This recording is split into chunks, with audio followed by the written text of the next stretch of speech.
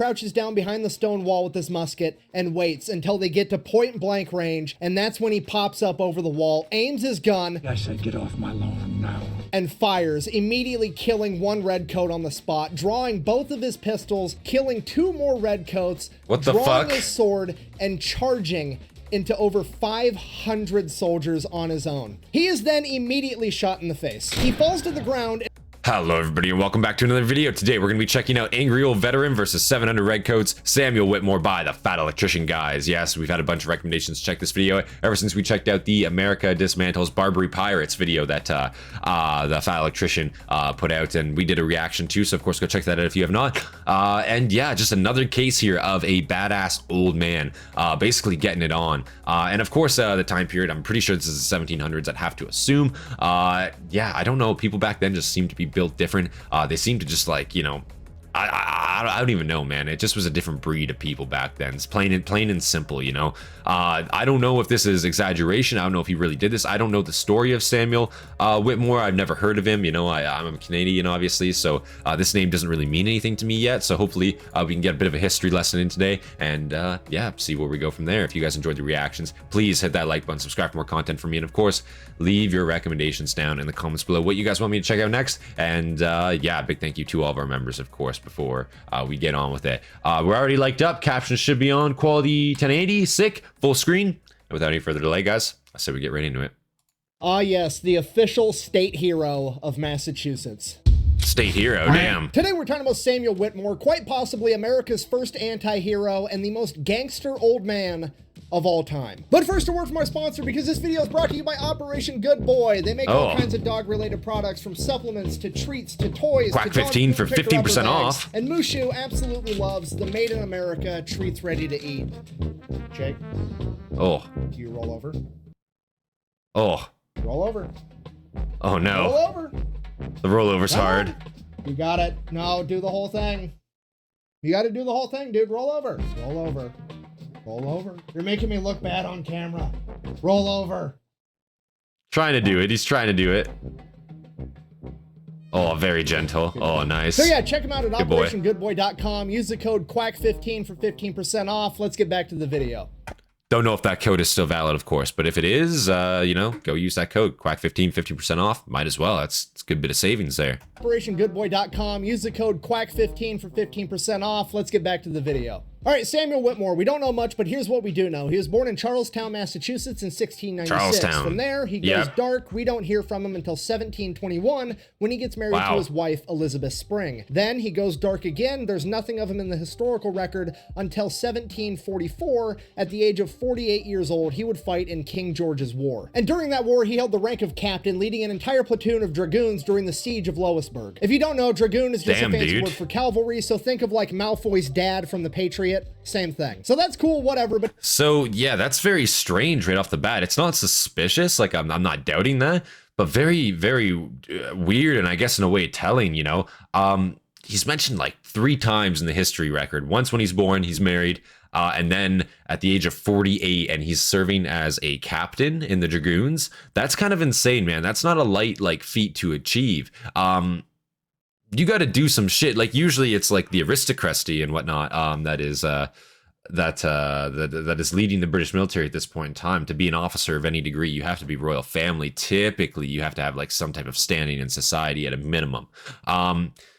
The other times are typically like if you did something insane. And to be a dragoons too, like you're cavalry. You're not just like an infantry sergeant or an infantry lieutenant, correction. Americans have got me on that fucking shit now. No, it's lieutenant, guys. Damn it. No. Yeah, no, it shows that he's went out of his way to prove himself. I wonder just when he actually joined the military and just what he actually ended up doing to achieve that level of rank. For cavalry, so think of like Malfoy's dad from The Patriot. Same thing. So that's cool, whatever, but here's the important part that nobody else ever brings up. Like I said, he's a captain, which is a way bigger deal than most people make it out to be. And here's why. There's really only 2 ways that you can become an officer in the British military at this point in time. Way number 1, you were born into a wealthy British aristocratic family and daddy's got a lot of money. That's like 95% of the British officers at this point in time. Or way number 2, and way way less likely you are a complete badass doing gangster shit on the regular, and they absolutely need you to lead some men. Given the fact that Samuel's just some random colonial that was born in Massachusetts, it kind of narrows down which category he fell into. So yeah, exactly, right? Like he's definitely displayed himself on the field of battle. Now, I could also say that could go to be that could also be battlefield promotions in a sense too, right?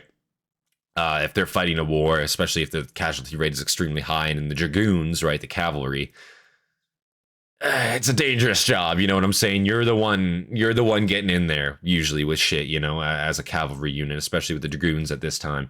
Your casualty rate is insanely high, so a good chance probably the leading officer probably took a round, and Whitmore here was next up, you know what I mean? Or people just looked to him and he just took the reins, you know what I'm saying? So battlefield promotion in a sense, you know, that's also got potential given the role that he's playing here as a cavalryman.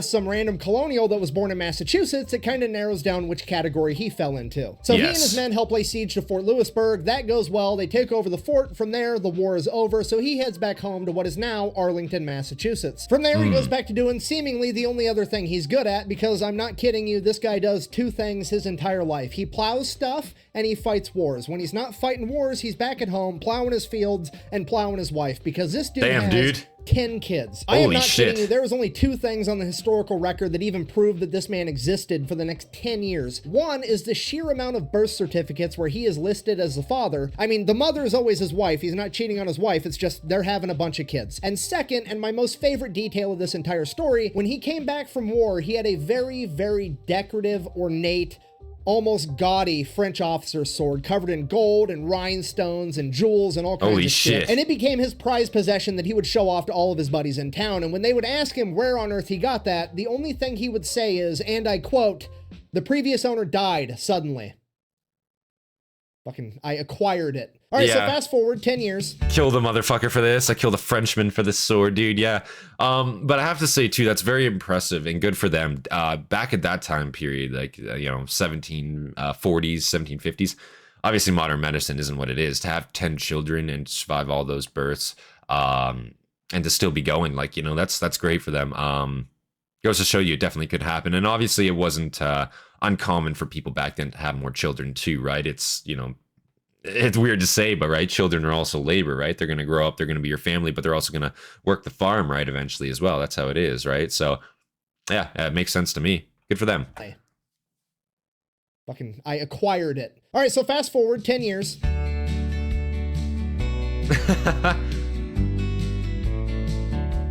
It is now 1754, and Attila the Whitmore over here is approximately 58 years old, and the French and Indian War breaks out. Now, does Sam have to go fight this war? Absolutely not. He is a 58-year-old man in the 1700s when the life expectancy is 60. He should be keeling over any minute now, but he also has 10 kids, so he's literally like, honey, I gotta go beat up the French again. Okay, bye. It went so well last time, right? I agree. Yeah, go for it.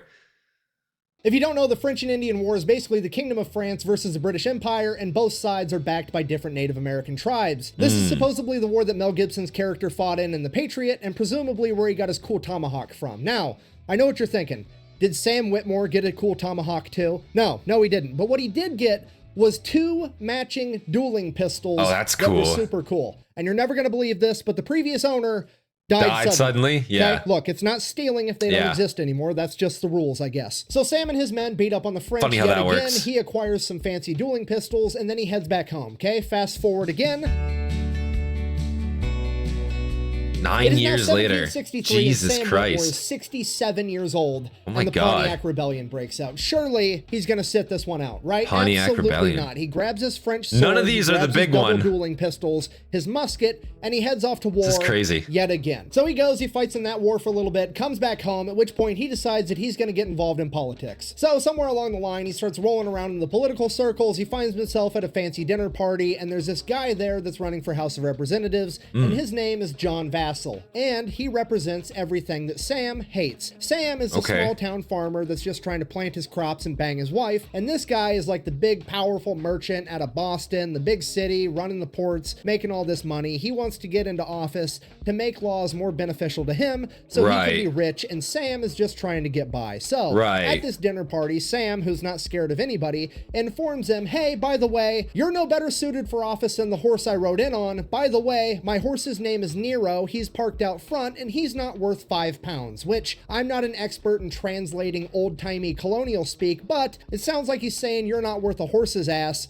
Go fuck yourself. At which point, John Vassal gets very upset and decides that he is going to sue Sam for public defamation for the price of 1,000 pounds, which is a shit ton of money back then. So imagine suing somebody because they called you a horse's ass, right? They called you an ass, right? They called you a shithead, whatever.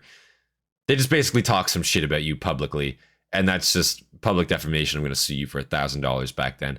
Like, I mean, I think you can just call somebody a fucker, like, on the street. I don't think they can sue you for it, right? Like, that's basically what this is in essence, right? Like, not in the street. I guess it's technically in a private area, but like, I mean, like, I don't know how this would like hold up in court. I don't know. For the price of 1,000 pounds, which also 1,000 pounds is insane. So the entire town finds out about this lawsuit, and they all show up to court to actually watch the trial because Sam represents that grizzled old man that's just saying what's on everybody's mind, but nobody else has the balls to say. And he goes in and basically turns this entire trial into the roast of John Vassal. Ends up winning. Sam doesn't get sued, at which point he slaps him with a counter lawsuit on the spot and ends up countersuing him for $200 and wins. So that kind of launches Sam's political career. Fast forward again. It is now 1765, and the British Empire has been fighting France for quite a while, and it's getting expensive. They need to make more money, and the best thing they can come up with is a Stamp Act. Basically, they're going to charge the colonials a tax on every single printed piece of paper that they come up with. This is like the modern day equivalent of if every time you made a phone call, sent a text, or visited. I find it really sad how America was initially about fuck taxes, and then they went back to taxes. You know what I mean? I get it, but also fuck, you know, sad. Like the modern day equivalent of if every time you made a phone call, sent a text, or visited a website, you had to pay a tax for it. And people are absolutely outraged, and Sam is infuriated. I mean, from his point of view, he's been fighting the French for the British Empire, and now he's going to have to pay an extra tax just for doing it. He's so mad that he ends up becoming a hardcore revolutionary. But he's also like a 70-year-old man, so he's mostly just serving on committees being like, hey, maybe America should be its own country. We shouldn't pay so much in taxes, yada, yada, yada. Fast forward again. 8 years. Oh my God. 1773, Samuel Whittemore is a 75-year-old man, and the British government has just rolled out their new and improved strategy for making even more money, the Tea Act. Yeah, they're going to start taxing the importation of tea, which will go down in history as one of the greatest ideas of all time. Now, at this point, Sam is serving on a committee representing his hometown of... I find it so funny just how, like, things ended up working out. Like, it was a literal tax on tea. That's what fucking the boiling point was, you know? Like, that's where a line was drawn, and that's where a nation like rose based upon a fucking tea tax. You know, it's just funny, like in hindsight, you know, how that shit works. I don't know. It's just to think about it, just how different things like could have been. I guess, you know, if that didn't happen, you know, and I don't know if America would have ever stayed with the Brits. I don't think it would have happened. I think over time, they would have definitely sued for independence eventually, regardless. Like, mass territory, you're on your own over there. Yeah, why wouldn't you, right?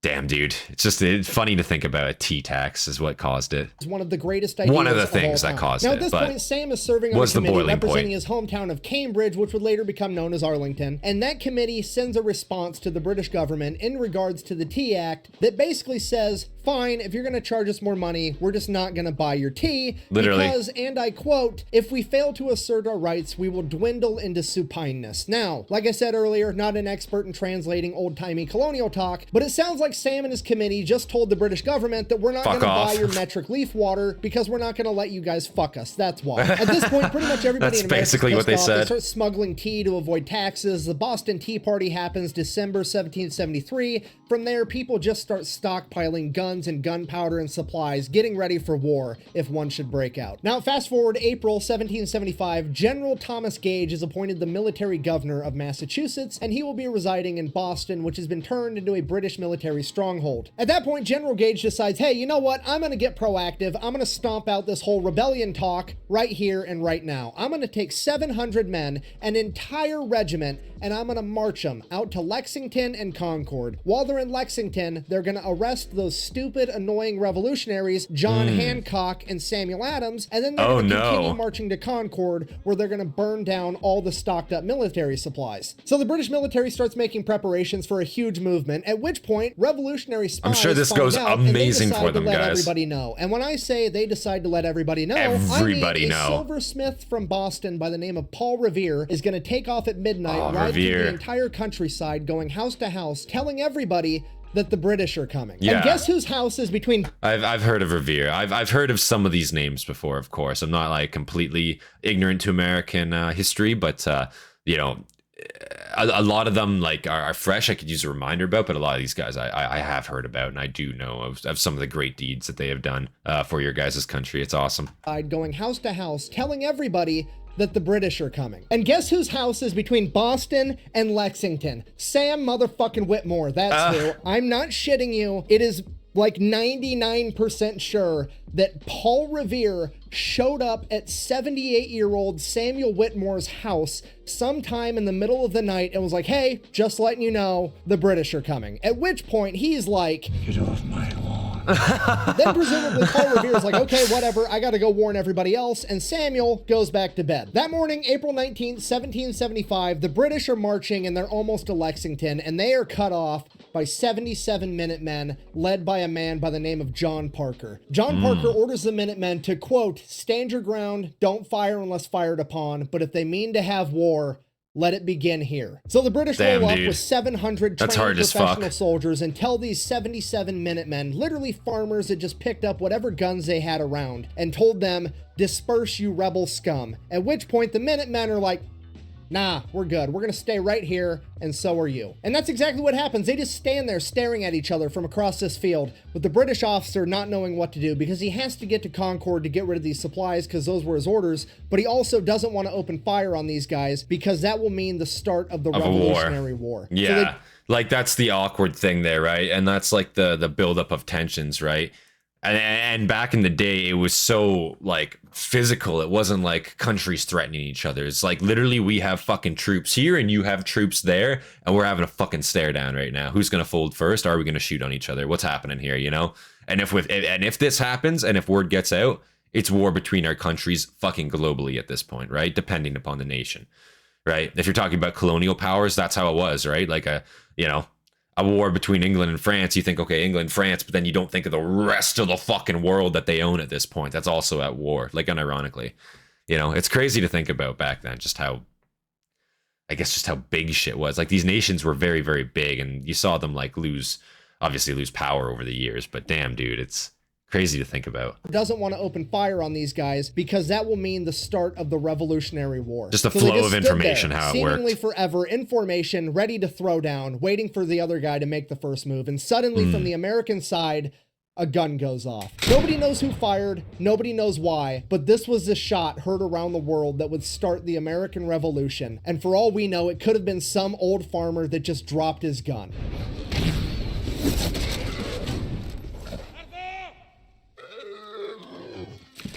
From there, all hell breaks loose. Both sides fire on each other. 8 American Minutemen are killed, and the British advance towards Concord. The surviving Minutemen take... So I didn't actually know that. I didn't realize that it was actually the Americans, technically, that shot first. I didn't know that, you know? And again, maybe it was an accident. Maybe it was a misfire. Fuck, who knows, right? One of those things, but... You know what I mean? Shit, eh? 8 American Minutemen are killed, and the British advance towards Concord. The surviving Minutemen take off to go tell everybody that the Revolutionary War has officially begun, as the British spend the next 4 hours searching through Concord, gathering all the military supplies and lighting them on fire. Everybody in the surrounding area sees all the smoke from the burning supplies, and they think that the British military is burning down the entire town of Concord. Because of that, 2,000 Minutemen show up to fight back, at which point the British are like, oh shit, and they start retreating. They run across a bridge and start ripping the planks off of it as they go, at which point the 2,000 Minutemen and 700 British soldiers fire upon one another from either side of this bridge as the British continue to retreat. The British now have to march 18 miles back to their military stronghold in Boston in their stupid high-vis redcoats, and every single American with a gun between just there starts shooting and Boston at them. is taking pop shots at them from the wood line. During this retreat, which is fucked, you know what I mean? Because, like, again, like, the Americans at this point, they're not trained, they're not drilled, they don't have any sort of military experience against the professional British army at this point. But what you do have is fucking numbers. 700 a regiment is a good number of British soldiers. That's a good number. That's a strong number. But civilians will always outnumber the military. You got 2,000 armed combatants willing to show up with probably a little bit shittier of equipment, but still able to fire a gun at you. And then you know, 2,000 there, you have 500 scattered on this road, 1,000 scattered along this road, and they're just gonna wing shots at you. Yeah, it's brutal. Like, you're done. You know what I mean? You're ass deep in enemy territory, and everybody's a combatant around you, likely. There and Boston is taking pop shots at them from the wood line. During this retreat, 26 redcoats go missing, 175 are wounded, and 73 are killed, and 3 of them at least are from Samuel Whittemore. So we cut back to Samuel Whittemore. At least 3 are Samuel Whittemore, really? Chilling at home, presumably plowing something. What? We don't really know. And he just hears gunfire going off in the background, and it's getting closer and closer. And then he remembers, oh, that fucking kid woke me up last night in midnight, told me the British were coming. Maybe that's what's going on. So he goes, he grabs his fancy French officer's sword, both of his dueling pistols, and his musket, and he goes out to the main road that the British would be marching past, and he's gonna stand by the stone wall next to the main road and just wait for the fight to come to him like the complete badass that he is. At this point, all the younger Minutemen are running up to check on this old man like, hey, what are you doing? You shouldn't be out here, and if you are gonna try to do this kind of stuff, at least go out in the wood line or in like a second-story window to hide yourself like the rest of us so you don't get yourself killed. To which Samuel Whittemore responds, and I quote, if I can only be the instrument for killing one of my country's foes, I shall die in peace. Which I think we can all agree is gangster as fuck. At this point, this man is literally the living embodiment of old man strength. He's just that old, grizzled, veteran Viking that's got one more fight left in him and wants to die in battle so he can go to Valhalla. So he doesn't give a fuck. He's just some old ass man at this point, dude. It's either work the farm all day at the age of fucking 70 years old, or, you know, kill some British guys for your country. And he's just totally, he knows what side he's on. He's like, yeah, fuck yeah. You know, I used to do this shit for free earlier in my life. Now, fuck it, yeah. Viking that's got one more fight left in him and wants to die in battle so he can go to Valhalla. So he stays there, he loads his musket, he loads his pistols, and he waits. Damn, dude. He waits. And finally, the British come marching right down the road, dead at him. As they get close, he crouches down behind the stone wall with his musket and waits until they get to point-blank range, and that's when he pops up over the wall, aims his gun, I said get off my lawn now, and fires, immediately killing one redcoat on the spot, drawing both of his pistols, killing 2 more redcoats, drawing his sword, and charging into over 500 soldiers on his own. He is then immediately shot in the face. He falls to the ground and is somehow still alive, so he reaches to grab one of his guns and start reloading it, at which point the British run up and stab him with bayonets somewhere between 6 and 13 times. Apparently, after the first 5, they all kind of blend together. He is then clubbed in the head with the butt of a rifle and left for dead, as his body lays there, mangled and lifeless, as the British continue to march through the town. I was gonna say, he really kind of hyped him up. He charged with his sword. I was like, damn, okay, yeah, he's gonna get in there. No, no, he got put down immediately. Poor guy. Oh man. Oh, crazy son of a bitch. You know what I mean? Fuck, dude.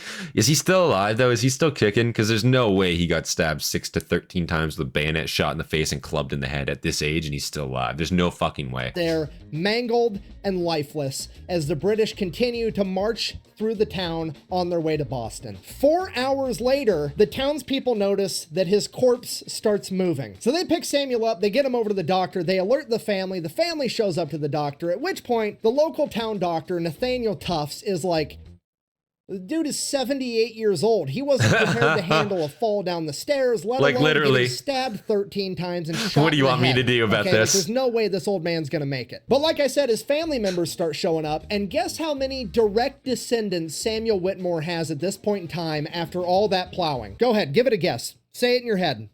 Okay, you got. So he had 10 kids. Let's assume each of them had like 5 kids. I would say he's probably got between, I'd say between like 65 and 80. That's my guess. 65 and 80 direct descendants from just this guy. Let's find out. Got your number?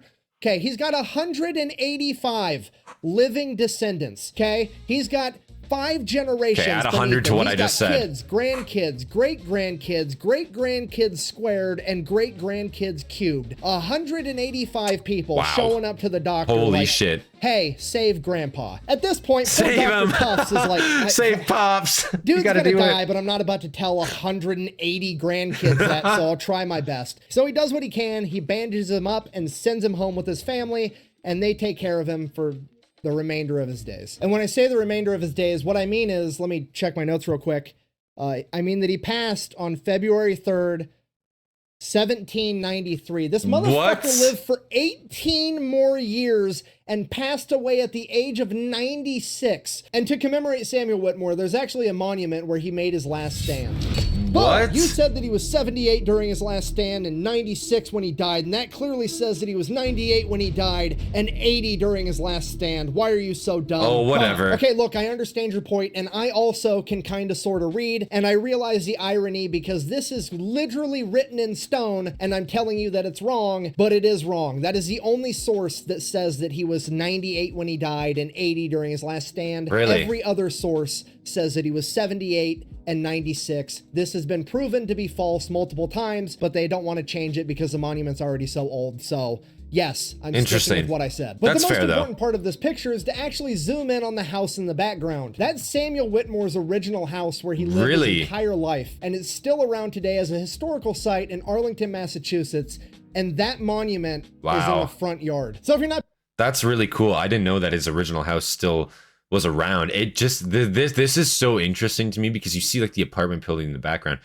I imagine that this was a farm at one point. There was nothing here at all. This was probably a house so far out in the middle of nowhere, you know, like not so far out, but you know what I mean? Like there was no, wasn't built up at all, but like, it's just crazy to see the original condition, how they like this beautiful home, I have to say. And to see the contrast isn't crazy, man. Site in Arlington, Massachusetts, and that monument. I'd love to go visit a place like that. So if you're not picking up what I'm putting down, what I'm trying to tell you is, in conclusion, this has been the story of America's first and oldest gangster, a 78-year-old grizzled veteran that woke up on the first day of the American Revolutionary War and decided to casually go 3-0 while telling the entire British Empire to get off his lawn. Thank you for watching. Best way to support the channel is go buy some merch over at thefatelectrician.com. Quack bang, out.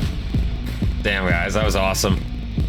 I've never been more excited for a future t-shirt design. I can see it now.